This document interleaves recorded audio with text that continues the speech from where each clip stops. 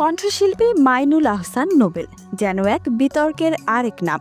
বিয়ের প্রলোভন দেখিয়ে এক তরুণীকে আটকে রেখে হেনস্থা ও আপত্তিকর ছবি তৈরির চেষ্টা করার অভিযোগে বিতর্কিত কণ্ঠশিল্পী নোবেলকে গ্রেফতার করা হয়েছে।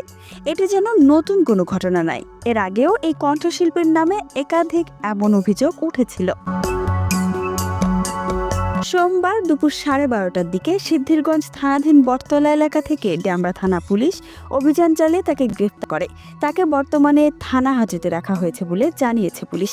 নোবেলকে গ্রেফতারের বিষয়টি নিশ্চিত করেছেন ডিএমপি থানার পরিদর্শক মুরাদ হোসেন। পুলিশ জানায় আইনি প্রক্রিয়া শেষে তাকে আদালতে পাঠানো হবে।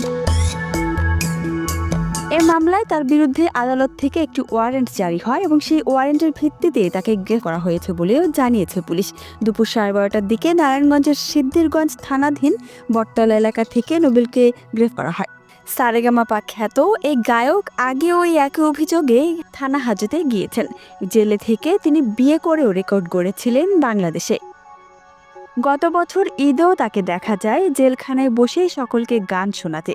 তবে তার ভক্তকুলের আশা সব বাধা উপেক্ষা করে নোবেল হয়তো আবারও ফিরে আসবেন তার নিজস্ব ছন্দে।